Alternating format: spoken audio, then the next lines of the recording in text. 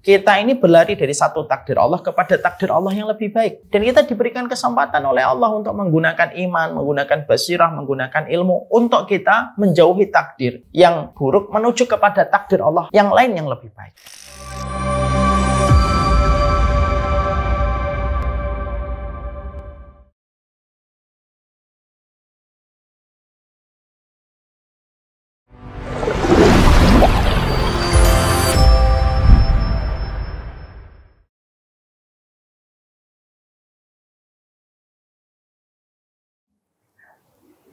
Yang pertama, Ibu yang semoga Allah rahmati, boleh nggak kita mendoakan keburukan bagi orang yang mendolimi kita dengan kita mendoakan buruk untuknya? Sebenarnya kita tentunya harus paham terhadap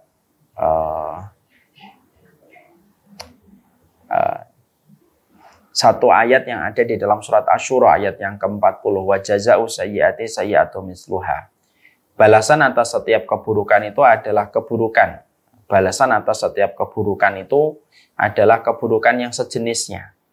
Orang ketika mereka didolimi, maka sesungguhnya dia punya 3 pilihan. Satu, membalas dengan yang semisal atau yang setimpal. Yang kedua, memaafkan tetapi tidak bisa berbuat baik kepadanya, atau memaafkan dan malah berbuat baik kepadanya setelah kita didolimi. Maka ini 3 pilihan. Maka tentunya bahwasanya ketika setiap manusia diberikan pilihan ini, maka boleh memilih. Walaupun sebaik-baik pilihan itu adalah ya tetap memaafkan dan berbuat baik setelahnya. Ada enggak riwayat yang menerangkan tentang mendoakan orang itu buruk? Ada. Kita mendapati sebuah kisah nyata. Bagaimana seorang Sa'ad bin Abi Waqqas. Sa'ad bin Abi Waqqas ini merupakan salah satu di antara orang yang selalu mustajab doanya. Itu Sa'ad bin Abi Waqqas. Sa'ad bin Abi Waqqas radhiyallahu anhu, maka beliau pernah difitnah dengan seseorang yang bernama Qatadah. Ya. Beliau difitnah dengan seseorang yang bernama Qatadah. Maka ketika beliau difitnah dengan berbagai macam penilaian dan sifat yang tidak dimiliki oleh Sa'ad bin Abi Waqqas, maka Sa'ad bin Abi Waqqas berdoa, ya Allah, kalaulah Qatadah ini memfitnah saya disebabkan hanya karena ingin mendapatkan kedudukan di mata manusia, maka berilah balasan untuknya ya Allah dengan 3 perkara. 1, panjangkan umurnya. 2, miskinkan terus. Ya, miskinkan terus. Yang ketiga, berikan dia fitnah sebelum dia mati. Akhirnya ketika Sa'ad bin Abi Waqqas berdoa dengan doa yang semacam itu, maka akhirnya dikabulkan oleh Allah. Qatadah yang memfitnah Sa'ad bin Abi Waqqas akhirnya mendapatkan 3. Dia miskin terus. Terus yang kedua, panjang umurnya. Sampai tua, sampai alisnya itu berubah. Yang ketiga, yaitu dia mendapatkan fitnah. Mendapatkan fitnah itu apa? Yaitu adalah fitnah ketika dia sering menggoda perempuan di usia yang sangat tua. Yang dia pun terkadang tidak menyadari bahwasanya ini merupakan fitnah yang tidak bisa dia tahan. Jadi dia nggak bisa nahan untuk tidak menggoda perempuan. Padahal dia sudah sangat tua. Dan dia menyadari, ini saya dapatkan karena doanya Sa'ad bin Abi Waqqas kepada diriku. Nah, inilah yang menjadikan kita harus hati-hati. Kita ini harus betul-betul hati-hati, betul. Karena apa? Setiap kezaliman itu, kalau orang yang didolimi sudah dalam kondisi diam dan dia mulai menyerahkan kepada Allah Subhanahu wa taala, maka hati-hati karena Allah merupakan zat yang sangat tidak mencintai kezaliman. Makanya Allah Subhanahu wa taala maka sesungguhnya Allah Subhanahu wa taala sudah mengatakan di dalam hadis qudsi. Di dalam hadis qudsi itu Allah mengatakan, inni haramtu dzulma ala nafsi wa ja'altuhu muharraman bainakum. Aku haramkan kezaliman kepada diriku dan aku haramkan kezaliman terjadi kepada kalian. Makanya maaf ya, hati-hati terhadap kezaliman ketika sudah kezaliman itu sampai kepada Allah. Karena tidak ada hijab antara dirinya dengan Allah. Kalau kezaliman sudah didapatkan sama seseorang. Yang kedua, Yaitu kalau kita membicarakan tentang takdir. Takdir itu ada dua. Ada takdir mubrom dan ada takdir mu'allaq. Ya, takdir mubrom ada takdir mu'allaq. Takdir mubrom itu merupakan sebuah takdir yang sifatnya sudah ditetapkan oleh Allah dan tidak akan berubah. Contohnya lahirnya kita, matinya kita, itu takdir mubrom. Ada takdir yang kedua yang disebut dengan takdir mu'allaq, yaitu adalah takdir yang masih dapat dirubah dengan cara kita berikhtiar dan kita berdoa. Ya, contohnya ketika kita ingin supaya dihindarkan dari orang yang mendolimi kita, itu masih bisa untuk dirubah. Kita ingin dihindarkan dari kecelakaan di jalan, itu masih bisa kita lakukan. Kita ingin dimatikan dalam kondisi husnul khotimah, itu masih bisa kita lakukan. Tapi kapan kita mati, itu sudah termasuk takdir mubrom yang tidak bisa dirubah. La yastakhiruna sa'atan wa la yastaqdimun. Tidak bisa diundur, tidak bisa dimajukan. Takdir ketika kita lahirnya, kapan, itu termasuk takdir yang sudah ditetapkan oleh Allah. Tapi takdir yang berjalan pada kehidupan kita yang sifatnya mu'allaq. Mu'allaq itu tergantung, masih bisa berubah. Kita ini belajar, saya ingin menghafalkan juz 30 gitu. Itu masih bisa dirubah dengan doa. Saya ingin supaya bisa membaca kitab dan belajar bahasa Arab, itu masih bisa dirubah dengan kita sering berdoa kepada Allah dan berikhtiar. Mari kita merenungkan dalam sebuah riwayat, Ibu. Ada riwayatnya Umar bin Khattab radhiyallahu anhu. Umar bin Khattab itu pada saat itu mendapati ada penyakit taun yang sangat menular yang ada di kota Syam, melanda kepada kaum muslimin yang ada di wilayah kaum muslimin yang ada di Syam. Maka Umar bin Khattab memerintahkan penduduk Syam untuk masuk ke rumah dan melarang orang keluar dari rumah. Lalu Umar bin Khattab juga melarang orang yang dari luar masuk ke kota Syam ketika wabah taun itu belum selesai. Lalu ada orang yang mengatakan kepada Umar, kan semuanya sudah merupakan bagian dari takdir. Ya, orang yang terkena itu pun karena takdir Allah. Walaupun kamu masuk ke rumah, walaupun dia tidak masuk ke Syam, kalau sudah takdirnya kena, ya kena. Maka pada saat itu Umar bin Khattab mengeluarkan sebuah jawaban cerdas. Nafirru min qadarillah ila qadarillah. Kita ini berlari dari satu takdir Allah kepada takdir Allah yang lebih baik. Dan kita diberikan kesempatan oleh Allah untuk menggunakan iman, menggunakan basirah, menggunakan ilmu untuk kita menjauhi takdir yang buruk menuju kepada takdir Allah yang lain yang lebih baik. Itu juga pernah terjadi, ada seorang maling. Ketika maling itu, dia maling dan akhirnya diputuskan potong tangan karena sudah mencapai batasan minimal nisab. Ketika mau dipotong tangannya, maka orang itu protes sama Umar. Saya ini saraktu biqadarillah. Saya ini mencuri karena takdir Allah.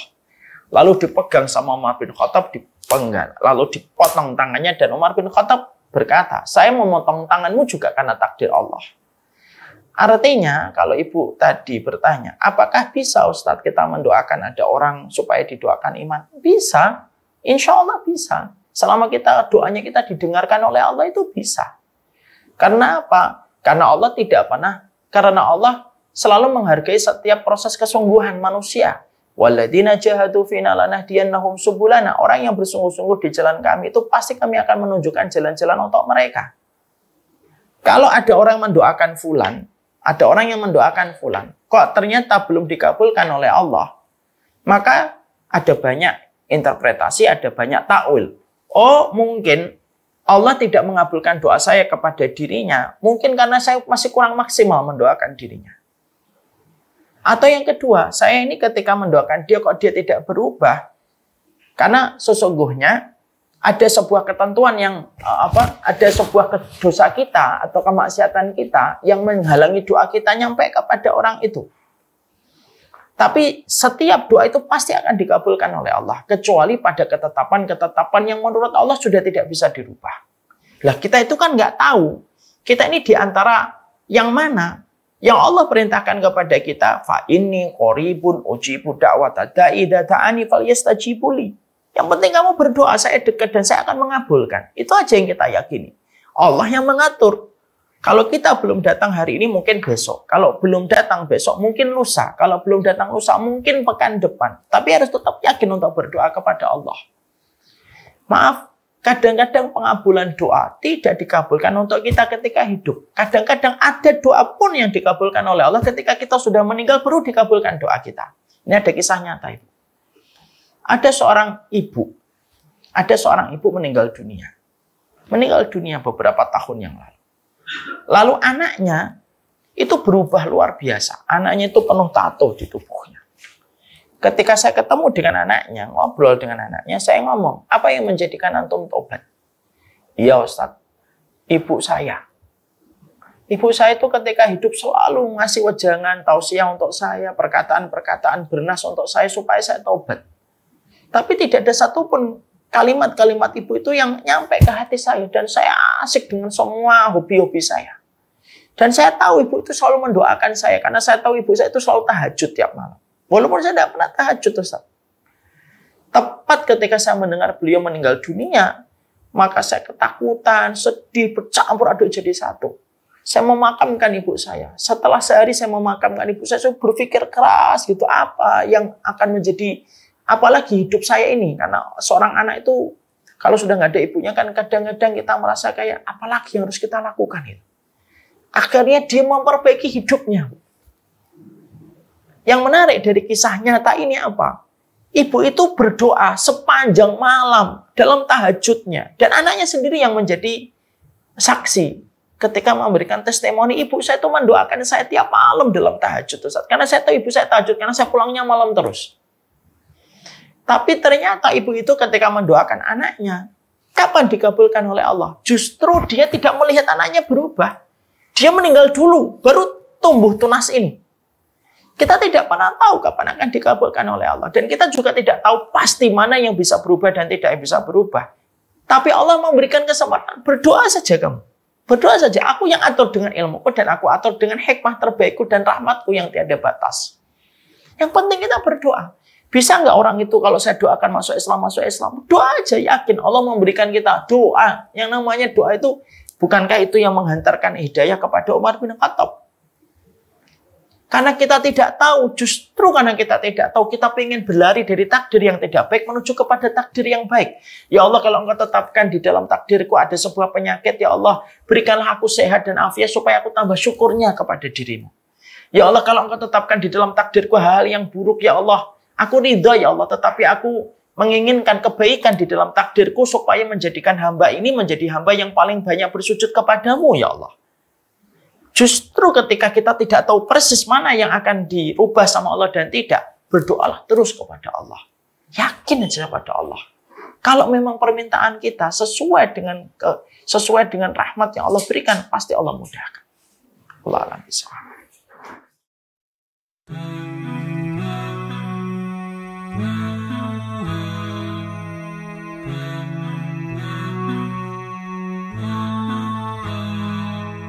We never knew a love like this before. When you leave it in Allah's plan, He can take you to places you never know. So we leave it all in His hands. He brought me light when I couldn't see, and my deen was incomplete. But that all changed when I met you to complete half my deen. Barakallah, it's all from above.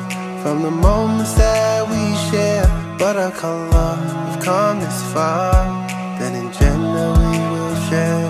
Barakallah, it's all from above. From the moments that we share, Barakallah, we've come this far, then in Jannah we will share. I will always be there for you, no matter what will be. I know Allah is there for us. His love will always be here. He brought us light when we couldn't see, and our deen was incomplete. Now that's all changed. Now we have each other, completed half our deen. There is a reason why we catch feelings, and our feet haven't touched the ground. Cause I got you and you got me, completing half our deen.